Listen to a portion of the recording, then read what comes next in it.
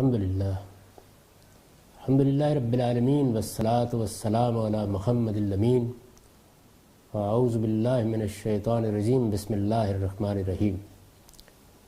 خواتین و حضرات، پچھلے دنوں ہمارے ملک میں سیاست نہیں ریاست بچاؤ کے نعرے کے ساتھ جو ہنگامہ برپا رہا، اس سے متعلق بعض اصولی باتیں لوگ مجھ سے بھی پوچھتے رہے ہیں۔ نج کی مجالس میں میں نے اپنا نقطہ نظر بیان کیا ہے، اس میں جو حقائق مستقل نوعیت کے ہیں ان کی طرف میں آپ کی بھی توجہ مبذول کرانا چاہتا ہوں۔ اس کی وجہ یہ ہے کہ یہ کوئی معمولی معاملہ نہیں ہے کہ ہزاروں لوگوں کو سخت سردی میں ٹھٹھرنے پر مجبور کر دیا جائے، شیر خوار بچوں تک کی زندگی خطرے میں ڈال دی جائے، ریاست اور سیاست کو باہم متصادم قرار دے دیا جائے، اس کی بنیاد پر معاہدے ہوں، قانون میں تبدیلی کے نعرے بلند کیے جائیں۔ اس طرح کی چیزیں اس کے بعد بھی ہو سکتی ہیں، اس لیے ناگزیر ہے کہ دین کے ایک طالب علم کی حیثیت سے اور سماجی علوم کے ایک طالب علم کی حیثیت سے چند چیزیں لوگوں پر واضح کر دی جائیں۔ پہلی چیز یہ ہے کہ قانونی اصلاحات سے کبھی معاشرے وجود پذیر نہیں ہوتے۔ یہ بات یاد رکھیے کہ سماجی علوم کے ماہرین یہ جانتے ہیں کہ معاشرہ اپنی جگہ ایک تہذیبی وحدت ہوتا ہے، اس میں کچھ عقائد ہوں گے، کچھ نظریات ہوں گے، کچھ اخلاقی رویے ہوں گے، کچھ روایات ہوں گی، ان سب چیزوں سے مل کر ایک معاشرہ بنتا ہے۔ یہ معاشرہ کیا ہے؟ آپ قانون جب بھی کوئی بنائیں گے وہ اس معاشرے کے مطالعے پر مبنی ہونا چاہیے۔ ایسا نہیں ہو سکتا کہ معاشرہ قبائلی دور کا ہو اور آپ اس پر اس قانون کا نفاذ کر دیں جو اس وقت کی منظم ریاست یہ اپنے اوپر نافذ کر سکتی ہے۔ انسانی تمدن میں جو مختلف ادوار رہے ہیں ان کا اگر آپ مطالعہ کریں تو ہر دور میں آپ کو قانون کی کوئی نہ کوئی صورت نظر آئے گی۔ قدیم ترین زمانے سے قوانین بنائے جاتے رہے ہیں، لیکن وہ معاشرے کا عکس ہوتے ہیں۔ معاشرے سے بہت دور لے جا کر کوئی قانون سازی نہیں کی جا سکتی۔ یعنی اگر مثال کے طور پر آپ یہ کہیں کہ ہمارا معاشرہ کیا ہے، اس میں لوگ علم نہیں رکھتے، دیہاتوں میں پڑے ہوئے، زندگی کے حقائق سے بھی واقف نہیں ہیں، دنیا کہاں پہنچ گئی اس کو بھی نہیں جانتے ہیں، دینی اور اخلاقی معاملات میں بھی انتہائی پستی میں گرے ہوئے ہیں۔ لیکن ہم ایک ایسا قانون بنائیں گے جس کے نتیجے میں سیدنا ابو بکر سے کم درجے کا کوئی آدمی ہمارا حکمران نہیں ہوگا۔ تو یہ خواب ہے، اس سراب کے پیچھے آپ بھاگ سکتے ہیں۔ ایسا کوئی قانون بھی معاشرے میں استحکام حاصل نہیں کر سکتا، جلد یا بدیر معاشرہ اس کو اٹھا کے پھینک دے گا۔ کسی معاشرے کے اندر اعلیٰ اقدار کو ترویج دینا، اس کی بنیاد پر اچھے قوانین بنانا یہ کوئی بری چیز نہیں ہے، لیکن اس میں معاشرے کے ساتھ چلنا پڑتا ہے۔ چنانچہ مصلحین، دانشوروں اور ریفارمرز کا کام یہ ہے کہ وہ معاشرے کو اپنا مخاطب بنائیں، معاشرے کے اندر اخلاقی اقدار کا شعور پیدا کریں، معاشرے کو مخاطب کر کے اسے اس دلدل سے نکالیں جس کے اندر وہ لتڑا ہوا ہوتا ہے، اس کی نجاست کو دور کرنے کی کوشش کریں، اس کو بلندی کا احساس دلائیں اور اس کا شعور اس میں پیدا کریں۔ جتنا شعور آپ پیدا کریں گے اس کے لحاظ سے 2 قدم آگے بڑھ کر قانون سازی کی جا سکتی ہے، 3 قدم آگے بڑھ کے قانون سازی کی جا سکتی ہے، لیکن زمین و آسمان کا فرق نہیں رکھا جا سکتا۔ ہمارے ہاں بھی اس میں شبہ نہیں کہ آئین میں یہ لکھا ہوا ہے کہ صادق اور امین لوگ ہونے چاہیے، لیکن یہ بالکل اسی طرح کی چیز ہے جیسے آپ اپنے آئین کا مطالعہ کریں، قرارداد مقاصد ہم نے منظور کی، ہم نے اس کو آئین کا حصہ بنا دیا، ہم نے یہ لکھ دیا کہ قرآن و سنت کے خلاف کوئی قانون نہیں بنے گا، بہت اعلیٰ اقدار کا اظہار کر دیا، اس باب میں کچھ قانون سازی بھی ہوئی، معاشرہ اس سے غیر متعلق رہا۔ تو اس وجہ سے وہ سب لوگ جو سوچنے سمجھنے کی اہلیت رکھتے ہیں، میں ان کی خدمت میں نہایت ادب کے ساتھ یہ عرض کرنے کی جسارت کر رہا ہوں کہ قانونی اصلاحات یہ ہمیشہ معاشرے کی اتباع کرتی ہیں، معاشرہ ان سے کوئی نئی صورت نہیں اختیار کر سکتا۔ سیاست میں وہی حقائق سامنے لانے چاہیے جو پیدا ہو چکے ہوں۔ اگر آپ نئے حقائق پیدا کرنا چاہتے ہیں تو اس کا طریقہ یہ ہے کہ آپ معاشرے کی اصلاح کریں۔ مثال کے طور پر اگر کوئی ایسا شخص کہ جو صاحب علم ہے، اپنی بات کہہ سکتا ہے، لوگوں کو متاثر کر سکتا ہے، استدلال کے ساتھ ان کو اپنی رائے کا حامل بنا سکتا ہے، وہ انتخاباتی کے موقع پر آتا ہے اور آ کر یہ کہتا ہے کہ ہم اپنے معاشرے کو مخاطب کر کے یہ بتانا چاہتے ہیں کہ انہیں صادق اور امین لوگوں کو آگے لانے کی صحیح کرنی چاہیے، تو یہ بڑی مبارک جدوجہد ہوگی۔ اس کا مطلب یہ ہے کہ جہاں سے تبدیلی آنی ہے انہی لوگوں کو مخاطب کر لیا گیا ہے۔ لیکن اگر ہدف یہ بنا لیا جائے کہ قانون کی چھلنی ایسی ہونی چاہیے تو یہ چیز ناقابل عمل ہو جائے گی۔ اس کے نتیجے میں آپ ایسے لوگوں کو لے آئیں گے جن کو معاشرہ اپنی قیادت کے لیے ابھی قبول نہیں کر رہا ہوگا، اور پھر اس طرح کی منافقتیں پیدا ہوں گی جس کا مشاہدہ ہم اپنے مختلف ادوار میں کر چکے ہیں۔ یہ معلوم ہے کہ ہمارے ہاں چونکہ بار بار فوج اقتدار سنبھالتی رہی ہے تو بعض اوقات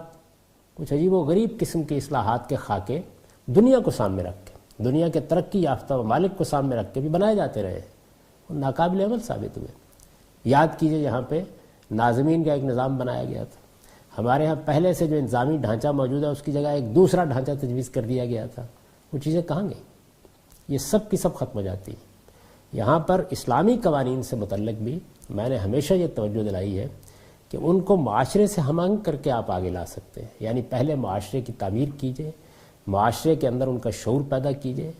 قوم کے دانشوروں کا ان پر اعتماد پیدا کیجئے، شریعت کے بارے میں بھی ویسا ہی فکری انقلاب برپا کیجئے جیسا جمہوریت کے معاملے میں ہو چکا ہے، اس کے بعد اگلا قدم بڑھائیے۔ آپ قانون کے ذریعے سے معاشرے کی اصلاح نہیں کر سکتے، معاشرے کی تعمیر کیجئے، اس کے نتیجے میں قانون بہتر ہوتا ہے، اور پھر اس کے بعد جب آپ دیکھتے ہیں کہ اچھا ہم نے معاشرے کی تعمیر کر کے، معاشرے کا شعور بہتر کر کے اس کو ایک جگہ پہنچا دیا، تو آپ 2 قدم آگے بڑھ کے قانون سازی کر سکتے ہیں، لیکن بڑے فاصلے کے ساتھ یہ کام کرنا ممکن نہیں ہوتا۔ تو پہلی چیز یہ ہے جس کو ہمیشہ ملحوظ رکھیے، بہت لوگ آئیں گے اس طرح کے نعرے لگائیں گے، بہت سے مسودات تیار ہوں گے، بہت سی تجویزیں ہوں گی، لوگ پیش کریں گے۔ ہمارے ہاں چونکہ لوگ تبدیلی کا خواب دیکھ رہے ہوتے ہیں، ان کا خیال یہ ہوتا ہے کہ اس طرح کے قوانین بنا دیے گئے تو اس سے بہت اچھی حکومت آ جائے گی۔ ایسا نہیں ہوتا، بلکہ معاشرے کے اندر جو حقیقی اقتدار کے حاملین ہوتے ہیں وہ اس کو پھر ناکام بنانے کی تدبیریں سوچنا شروع کر دیتے ہیں، اور وہ تدریجی ارتقاء جس کے ذریعے سے بہتری آ سکتی ہے اس کا راستہ بھی رک جاتا ہے، اور معاشرے کو اس کے نتیجے میں بار بار فرسٹریشن سے دوچار ہونا پڑتا ہے۔ لوگ جو اپنے مستقبل کو بہتر کرنے کے لیے خواب دیکھ رہے ہوتے ہیں، وہ خواب شرمندہ تعبیر نہیں ہوتے، اس سے مایوسی پیدا ہوتی ہے۔ تو اچھی لیڈرشپ کا یہ تقاضا ہے کہ وہ ہمیشہ معاشرے کو مخاطب کرتی ہے اور پھر معاشرے کے لحاظ سے قانونی اصلاحات کرانے کی بھی کوشش کرتی ہے۔ اس کو ہم آہنگ کر کے آگے بڑھنا پڑتا ہے۔ اس میں اگر اس نوعیت کا فاصلہ پیدا کرنے کی کوشش کی جائے تو میں نے عرض کر دیا ہے کہ معاشرہ اس کو اگل کر پھینک دیتا ہے۔ تو ہمیں بہت ہی حقیقت پسندانہ طریقے سے دیکھنا چاہیے کہ ہمارا معاشرہ کیا ہے۔ کیا یہ حقیقت نہیں ہے کہ ہم میں سے ہر شخص جھوٹ بولنے کے لیے تیار ہے، بددیانتی کرنے کے لیے تیار ہے، اپنے ذاتی معاملات میں بھی وہ کوئی اصلاح کرنے کے لیے اپنے آپ کو آمادہ نہیں کرتا۔ ہم اپنے ملازموں کے ساتھ جو سلوک کرتے ہیں، ایک معمولی سا ادارہ قائم کرتے ہیں، اس میں جس طرح سے حقوق و فرائض کو پامال کرتے ہیں، کیا ہم اس سے واقف نہیں ہیں؟ لیکن یہ کیوں ہوتا ہے کہ پھر جب ہم ریاست کے بارے میں سوچ رہے ہوتے ہیں تو ہم اپنے سامنے کوئی یوٹوپیا رکھ لیتے ہیں، اور یہ خیال کرتے ہیں کہ چشم ددن میں خلافت راشدہ قائم ہو جانی چاہیے، یہ اللہ تعالیٰ کی بنائی ہوئی اسکیم کے بھی خلاف ہے، یہ سماجی علم کے مسلمات کے بھی خلاف ہے، اور کوئی ایسا شخص کہ جو معاشرے کو سمجھتا ہو وہ اس طرح کی بات کرنے کی جسارت نہیں کر سکتا۔ میری بھی آرزو ہے، آپ کی بھی آرزو ہے کہ ہمارا معاشرہ بہتر ہو، ہمارے ہاں اچھے قوانین ہوں، ہماری حکومتیں صالحین کے ذریعے سے چلائی جا رہی ہوں، یہ ہماری سب کی آرزو ہے۔ لیکن اس آرزو کو پورا کرنے کے لیے طریقہ کیا ہونا چاہیے؟ اس کا طریقہ یہ ہے کہ دانشور اپنے معاشرے کو مخاطب کریں، تعلیم کو اولین ترجیح بنایا جائے، اس کے ذریعے سے معاشرے کی تعمیر کا کام کیا جائے۔ یہ کام انتخابات کے موقع پر بھی وہ لوگ کہ جو انتخابات نہیں لڑنا چاہتے بخوبی کر سکتے ہیں۔ وہ یہ کر سکتے ہیں کہ ان کے پاس جتنا کچھ سرمایہ ہوتا ہے، جتنے کچھ افراد ہوتے ہیں، ان کے معتقدین اگر موجود ہیں تو ان سے کہیں کہ آئیے گلی گلی جاتے ہیں، ایک ایک شخص کے دروازے پر دستک دیتے ہیں اور اس کو مخاطب کر کے خبردار کرتے ہیں کہ تمہارے ووٹ کی کیا اہمیت ہے، تمہیں کن لوگوں کو منتخب کرنا چاہیے، یہ جو پارٹیاں اور جماعتیں تمہارے سامنے ہیں ان کی سیرت و کردار کا کیسے جائزہ لینا چاہیے۔ یہ بڑی مبارک خدمت ہوگی اگر کی جائے۔ لیکن جس وقت آپ ریاست کو مخاطب کر لیتے ہیں، آپ قانون کے ذریعے سے اصلاحات چاہتے ہیں، تو معاف کیجیے گا، اس کے بانی در حقیقت یہ ہے کہ نہ آپ معاشرے کو سمجھتے ہیں، نہ آپ سماج کے تقاضوں سے واقف ہیں، نہ تمدن کے ارتقائی مراحل کا آپ نے دقت نظر کے ساتھ مطالعہ کیا ہے، نہ ریاست اور معاشرے کے باہمی نظم سے آپ واقف ہیں، نہ آپ کو یہ معلوم ہے کہ قانون کیا ہوتا ہے اور وہ کیسے سوسائٹی پر اثر انداز ہوتا ہے۔ ان دونوں چیزوں کو اگر غیر متوازن کر دیا جائے گا، یعنی یہ کم و بیش متوازی چل رہی ہوتی ہے، یہ معاشرہ ہے، آپ یہاں پہ قانون سازی کر سکتے ہیں، یہ نہیں کر سکتے کہ معاشرہ زمین پر پڑا ہوا ہے اور آپ آسمان کے خواب دیکھنا شروع کر دیں۔ دوسری چیز یہ ہے، یہ جس کو انقلاب کہا جاتا ہے، ہمارے ہاں چونکہ یہ لفظ بہت محبوب ہے، جس کا جی چاہتا ہے وہ انقلاب کا نعرہ لگا دیتا ہے۔ انقلاب کے بارے میں یاد رکھیے کہ یہ کبھی بھی کوئی خیر نہیں پیدا کر سکا۔ یعنی انقلاب کا مطلب یہ ہے کہ جو کچھ نظم موجود ہے سوسائٹی کا، اس میں اختلال پیدا کر دیا جائے، اس کو درہم برہم کر دیا جائے، جو کچھ روایات بنی ہیں ان کو اٹھا کر پھینک دیا جائے، یہی انقلاب ہے۔ اب دنیا میں ایسا ہوا ہے کہ استبداد قائم ہو جاتا ہے، یعنی ایسی حکومتیں قائم ہوتی رہی ہیں کہ جن کو تبدیل کرنا ممکن نہیں ہوتا تھا۔ تو ایک درجے میں جا کر لوگ یہ خیال کرتے تھے کہ اب اس کے سوا کوئی چارہ نہیں رہا کہ اس استبداد کو الٹ کر پھینک دیا جائے۔ یہ چیز کسی حد تک گوارا کی جا سکتی ہے۔ یہ معلوم ہے کہ جب استبدادی حکومت قائم ہو جائے تو پھر آپ کے پاس قدیم زمانے میں تو ایک ہی راستہ تھا، اور وہ یہ کہ جس طریقے سے وہ قائم ہوئی اسی طرح آپ بھی کوئی جتھا منظم کریں، اس کے خلاف تلوار اٹھائیں، اس کا تختہ الٹ دیں، یہ طریقہ تھا۔ یہ معلوم ہے کہ جب رسالت مآب صلی اللہ علیہ وسلم کے بعد خلافت راشدہ قائم ہوئی اور پھر آہستہ آہستہ مسلمانوں نے بھی بادشاہت کو اپنا لیا، تو بہت سے صالحین تھے جنہوں نے اسی طرح کا انقلاب برپا کرنا چاہا، جس کو ہمارے ہاں اصطلاح میں خروج سے تعبیر کیا جاتا ہے۔ انہوں نے کوشش کی کہ صالحین کے جتھے منظم کریں اور ان کے ذریعے سے حکومت کا تختہ الٹ دیں۔ ان کی تاریخ پڑھ لیجیے، سینکڑوں کی تعداد میں اس طرح کی کوششیں، ان میں سوائے اس کے کچھ حاصل نہیں ہوا کہ صالحین کی وہ جماعتیں دنیا سے مٹا دی گئی۔ بہت اعلیٰ درجے کے لوگ معاشرے کی زینت بن سکتے تھے، معاشرے کو ان سے محروم کر دیا گیا۔ ایک ایسی کشمکش پیدا ہوئی جس کا نتیجہ سوائے اختلال کے کچھ نہیں نکلا۔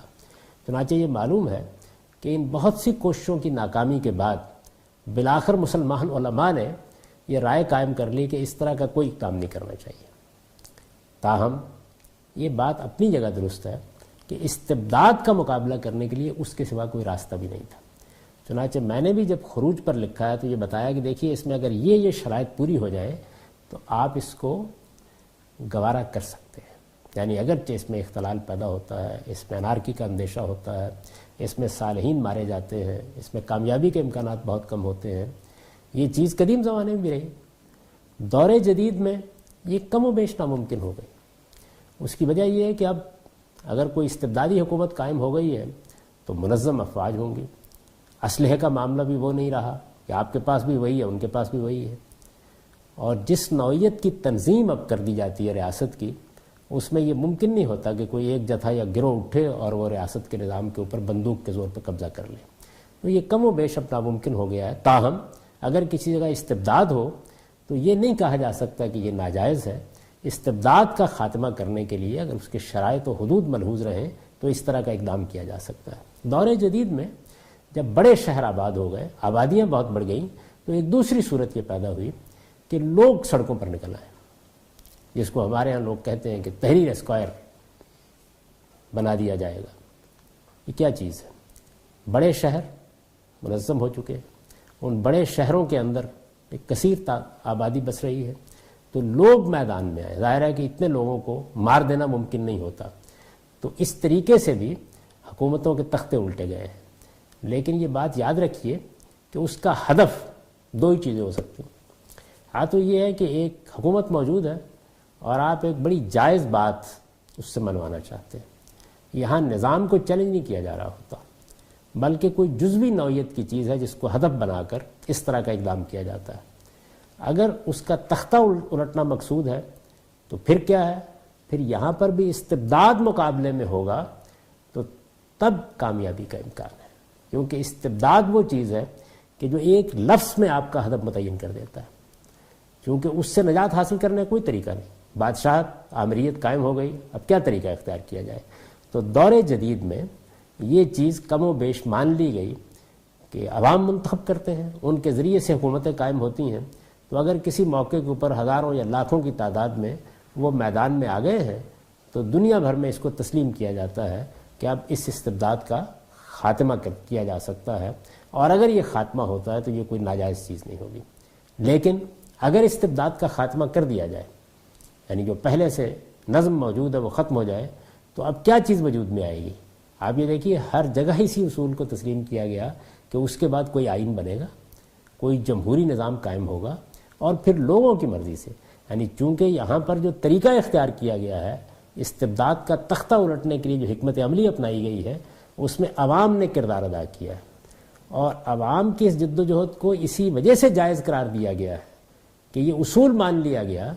کہ بندوق یہ حق نہیں رکھتی کہ وہ حکومت قائم کرے، خاندان یہ حق نہیں رکھتے کہ حکومت قائم کرے، فلسفیوں کا یا علماء کا گروہ یہ حق نہیں رکھتا کہ حکومت قائم کرے، خدا اس کا فیصلہ نہیں کرتا، اس نے یہ معاملہ اپنے ہاتھ میں نہیں رکھا ہے، لوگوں پر چھوڑ دیا ہے، لوگوں کو فیصلہ کرنا ہے۔ تو استبداد کا خاتمہ کرنے کے لیے بھی لوگ میدان میں آئے، اب اس کے بعد بھی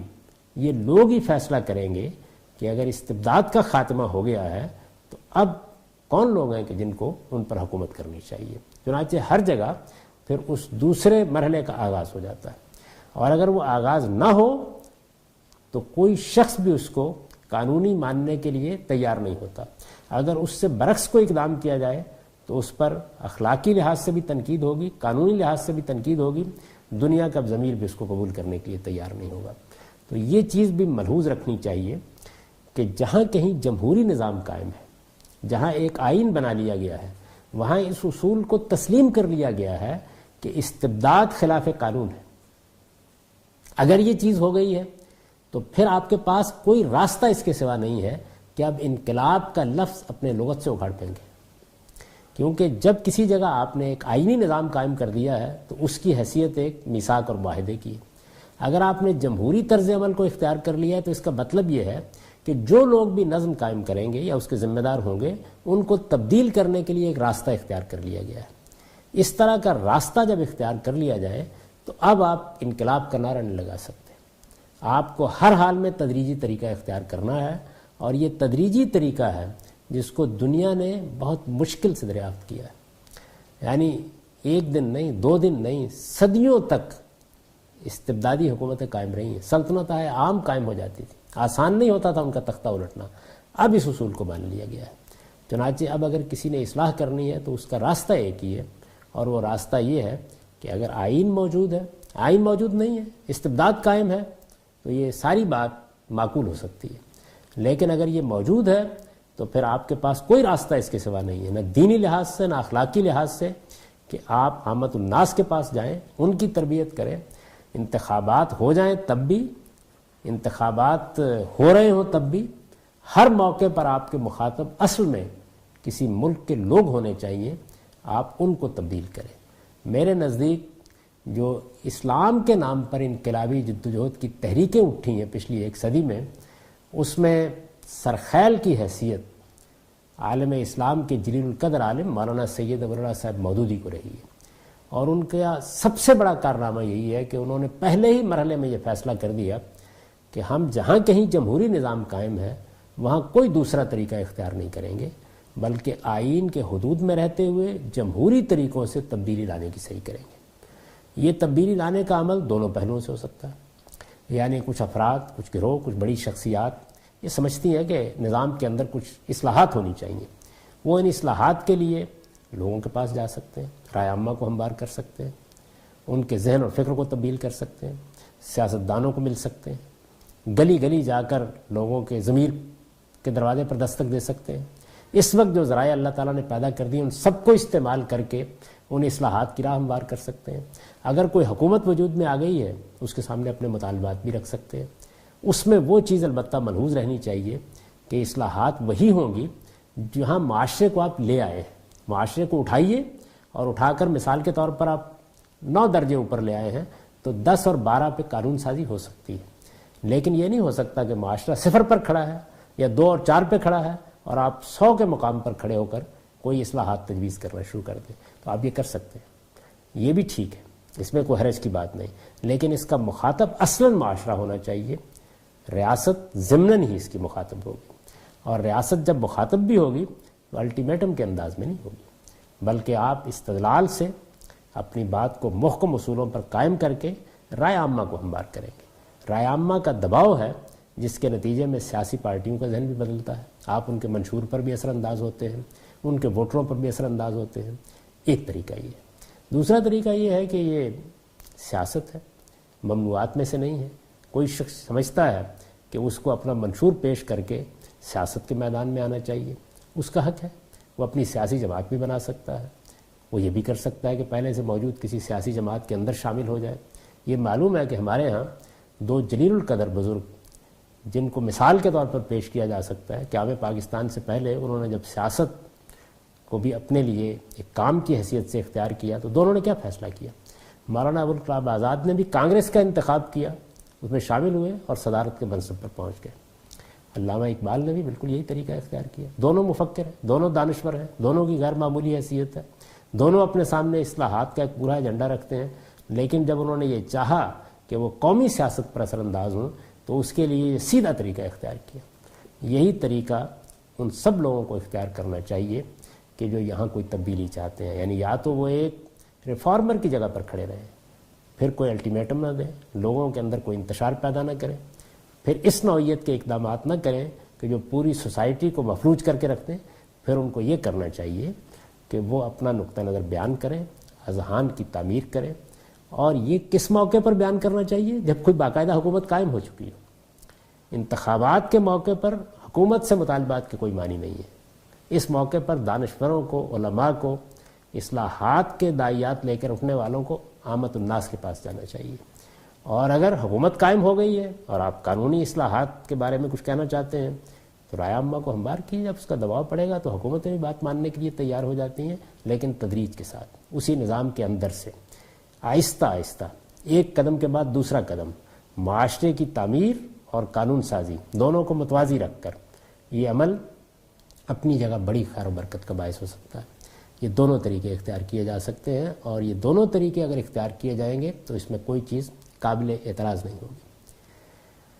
اس کے بعد تیسری چیز جو پیش نظر رکھنی چاہیے وہ یہ ہے کہ جس طریقے سے سیاستدان لوگوں کا استحصال کرتے ہیں، جس طریقے سے جاگیردار معاشی استحصال کرتے ہیں، سرمایہ دار معاشی استحصال کرتے ہیں، اس طرح استحصال کی ایک قسم یہ بھی ہے کہ آپ لوگوں کے مذہبی جذبات کا استحصال کریں۔ یہ بھی اتنا ہی بڑا جرم ہے۔ اگر کسی جگہ ایسا ہو رہا ہے تو پھر دانشوروں کا کام یہ نہیں ہے کہ جن لوگوں کا استحصال کیا جا رہا ہے وہ ان کو نمونے کے طور پر پیش کریں اور یہ کہیں کہ دیکھیے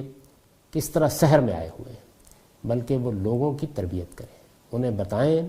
کہ تمہیں سوچ سمجھ کر کسی بات کو سننا چاہیے،